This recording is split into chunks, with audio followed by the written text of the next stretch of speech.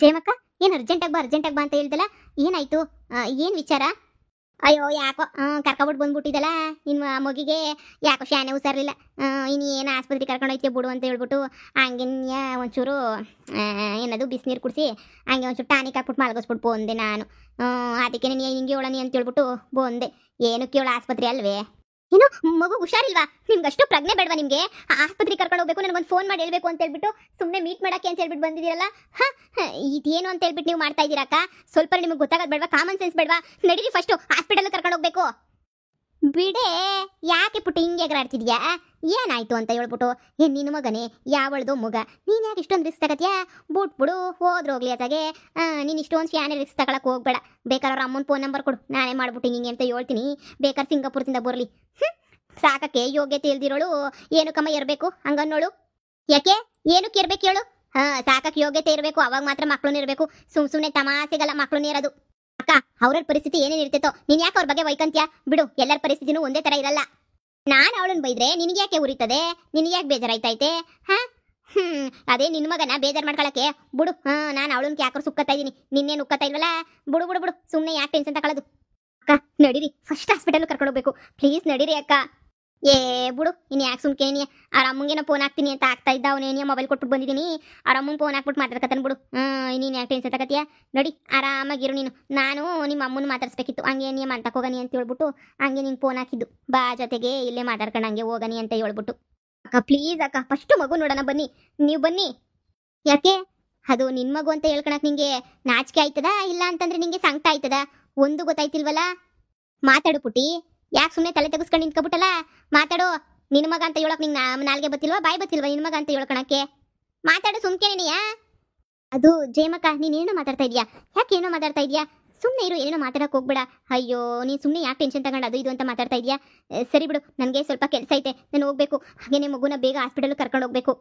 ನಿನ್ನ ಮಗ ನಿನ್ನ ವಿಚಾರ ಎಲ್ಲನೂ ಹೇಳ್ದ. ನೀನೇ ಅಮ್ಮ ಅಂತ ಹೇಳ್ಬಿಟ್ಟು ಅವನಾಗ್ಲೇನೆ ಹೇಳಿದ್ದಾಯ್ತು. ನೀನೊಬ್ಳೆ ಬಾಕಿ ಇರೋದು. ನಿನ್ನ ಈ ವಿಚಾರನ ಮನೆ ಹತ್ರ ಬಂದು ಕೇಳೋದೇನು ದೊಡ್ಡ ವಿಚಾರ ಆಗಿರಲಿಲ್ಲ ಪುಟ್ಟಿ. ಆದ್ರೂ ಸುಮ್ಮನೆ ಎಲ್ಲರೂ ಮುಂದೆ ನಿಮ್ಮ ಮನೆ ಪರಿಸ್ಥಿತಿ ಏನು ಅಂತ ನನಗೆ ಸಂದ ಗೊತ್ತು. ಅದಕ್ಕೆ ನಾನು ಸುಮ್ಮನೆ ಯಾಕೆ ಅಂತ ಹೇಳ್ಬಿಟ್ಟು ನಾನೇನೇ ಸುಮ್ಮನೆ ಆಗೋಗ್ಬಿಟ್ಟಿದ್ದೀನಿ, ಏನು ಹೇಳ್ದಿದ್ದಂಗೆ ನಿನಗೆ. ಅದಕ್ಕೆ ಇಲ್ಲಿ ಹೊಲ್ತಕ್ಕೆ ಬಾಯಿಲಿ ಮಾತಾಡೋನಿ ಅಂತ ಹೇಳ್ಬಿಟ್ಟು ನಿನ್ನ ಕರೆಸಿದ್ದು. ನೋಡು, ನನಗೆ ಗೊತ್ತಿಲ್ಲ ನಿಂದು ಏನು ವಿಚಾರ, ಏನಾಯಿತು ಎತ್ತಾಯಿತು ಅಂತ ಹೇಳ್ಬಿಟ್ಟು. ನೋಡು, ಎಲ್ಲ ಧೈರ್ಯ ಮಾಡಿಬಿಟ್ಟು ಪ್ರಾಬ್ಲಮ್ ಬಂದಾಗ ಸಾಲ್ವ್ ಮಾಡ್ಕೊಳ್ಳೋದು ಕಲ್ತ್ಕ. ನಿಮ್ಮಮ್ಮ ಎಷ್ಟು ಗಟ್ಟಿಗಿತ್ತಿ, ನಮಗೆ ನೀ ಹೇಳಿ ಎಂತೆಂಥ ಪ್ರಾಬ್ಲಮ್ ಎಲ್ಲ ಸಾಲ್ವ್ ಮಾಡಿಕೊಟ್ಟವಳಿ. ಅಂತದ್ರಾಗ ನಿಂದೆಲ್ಲ ಕಾಂಜಿ ಪಿಂಜಿ ಯಾವ ಲೆಕ್ಕ ಹೇಳು? ನಿನ್ಗೆ ಹೇಳು, ನಾವೆಲ್ಲನೂ ಸುರು ಮಾಡ್ಕೊಂಡು ಇದು ಮಾಡ್ತೀವಿ. ನೀನು ಹಿಂಗೆ ಮುಚ್ಚಿಕೊಂಡು ಕುತ್ಕೊಂಡು ಒಬ್ಬೊಬ್ಳೆ ಕೊರೆಕೊಂಡು ನೋಡು ಹೆಂಗಾಗಿದ್ಯಾ? ಮೊದಲು ಥರ ಇದೆಯಾ ಅನ್ಕೊಬಿಟ್ಟಿದ್ಯಾ ನೀನು? ಕೊರ್ಗಿ ಮನುಷ್ಯಲಾಗಿಲ್ಲ ನೀನು.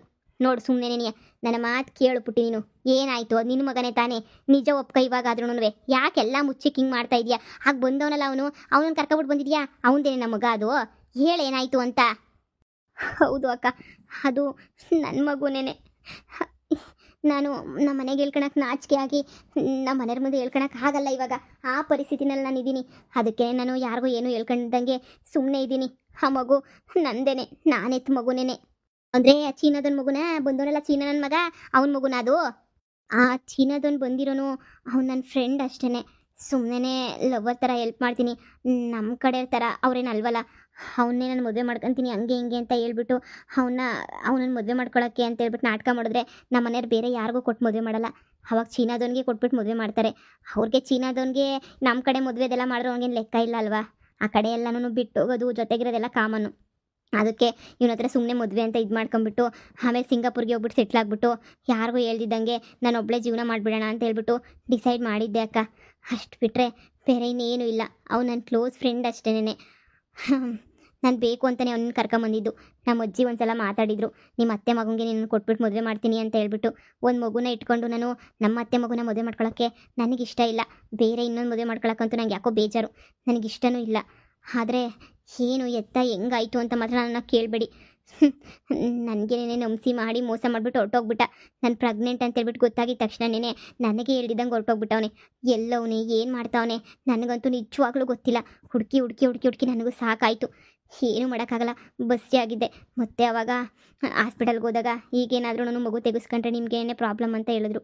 ಬೇರೆ ದಾರಿ ಇಲ್ದಂಗೆ ಕೆಲಸ ಮಾಡ್ಕೊಂಡು ವರ್ಕ್ ಫ್ರಮ್ ಹೋಮ್ ಮಾಡ್ಕೊಂಡು ಮಗುನ ಸಾಕೊಂಡು ತುಂಬ ಕಷ್ಟಪಟ್ಬಿಟ್ಟಿದ್ದೀನಿ ಅಕ್ಕ. ಸಮಾಧಾನ ಮಾಡ್ಕೊಬಿಟ್ಟು ನೀನು ಹಿಂಗೆಲ್ಲ ಅಂದರೆ ಮೋಸ ಹೋಗಳಲ್ಲ. ನಿನಗೆ ಏನು ತಲೆ ಕೆಟ್ಟಿತ್ತು ಏನೋ ಮೋಸ ಹೋಗ್ಬಿಟ್ಟಿದ್ದಿ, ಸಮಾಧಾನ ಮಾಡ್ಕ. ಹಾಗಿದ್ದೆಲ್ಲ ಆಗೋಯ್ತು. ಅಲ್ಲ ಈ ವಿಷಯನ ನಿಮ್ಮ ಅಮ್ಮಂಗೆ ಹೇಳ್ಬಿಟ್ಟು ನೀನು ಆರಾಮಾಗಿ ನೀನು ಹೆಂಗೋನವೇ ಮುಂದದು ಏನು ಮಾಡಬೇಕು ಅನ್ನೋದನ್ನ ಯೋಚನೆ ಮಾಡಿ ನೀನು ಅಮ್ಮಂಗೆ ಹೇಳಿದ್ರೆ ಇಷ್ಟು ದಿನ ಎಷ್ಟೋ ಮರ್ಯಾದೆ ಉಳಿಸ್ಕೊಂಡ್ಬಿಟ್ಟು ಬಂದಿದ್ದೀನಿ. ಈಗ ಇದ್ದಕ್ಕಿದ್ದಂಗೆ ನನ್ನ ಮಗ ಅವನೇ ಅಂದ್ಬಿಟ್ರೆ ಅಜ್ಜಿ ಅಮ್ಮ ಅಪ್ಪ ನನ್ನ ತಂಗಿ ಎಲ್ಲ ಏನು ಅನ್ಕೊಳ್ಳಲ್ಲ.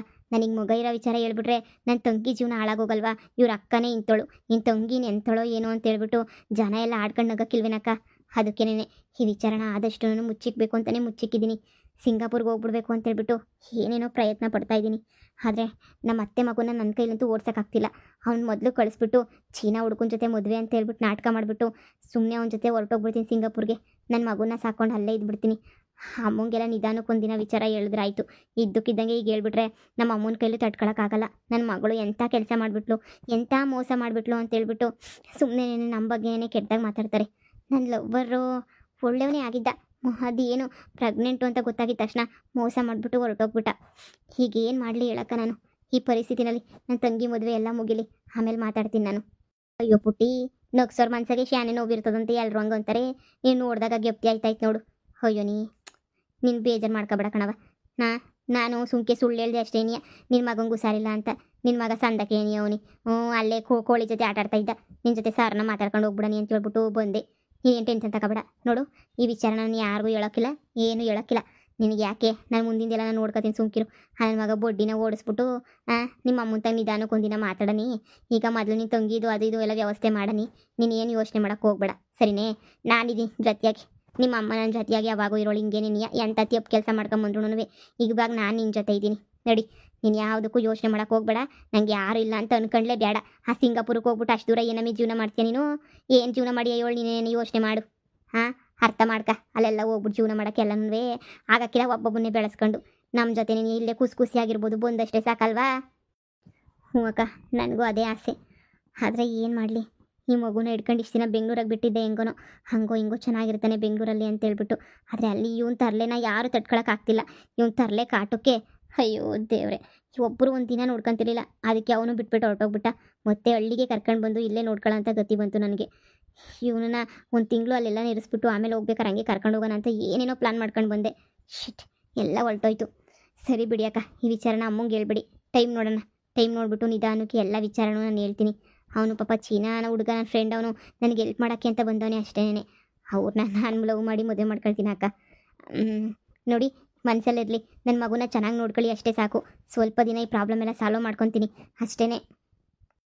ಸರಿ ಬಿಡವ, ಆಯಿತು. ನನ್ನ ಮೇಲೆ ನಾನು ಯಾರಿಗೂ ಹೇಳೋಕ್ಕಿಲ್ಲ. ನೀನು ಅಷ್ಟೇ ಈ ವಿಚಾರನ ಇಲ್ಲಿಗೆ ಬಿಟ್ಬಿಡು. ಯಾರಿಗೂ ಏನು ಹೇಳೋಕ್ಕೆ ಹೋಗ್ಬೇಡ. ಏನೋ ಟೈಮ್ ಸರಿ ಇಲ್ಲ ಆಗೋಯ್ತು ಅಂತ ಅನ್ಕೊಬಿಟ್ಟು ಸುಮ್ಮನೆ ಆಗ್ಬಿಡು.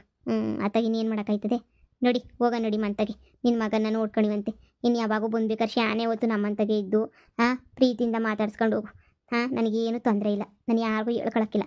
ಬಾ ಹೋಗಣ ಬಾ. ಥ್ಯಾಂಕ್ ಯು ಅಕ್ಕ, ಥ್ಯಾಂಕ್ ಯು ಸೋ ಮಚ್. ನಾನು ಅರ್ಥ ಮಾಡ್ಕೊಂಡ್ರೆ ಅಷ್ಟೇ ಸಾಕು. ನಾನು ಯಾರಿಗೂ ಗೊತ್ತೇ ಆಗಬಾರ್ದು ಅಂದ್ಕೊಂಡಿದ್ದೆ, ನಿಮಗೆ ಗೊತ್ತಾಯಿತು. ಪರವಾಗಿಲ್ಲ ಬಿಡಿ, ನಿಮ್ಮ ಮೇಲೆ ನಂಬಿಕೆ ಐತೆ. ಸರಿ ಬನ್ನಿ ಅಕ್ಕ, ಹೋಗೋಣ ಬನ್ನಿ. ಬಾ ಬಾ ಬಾ ಹೋಗೋಣ ಬಾ.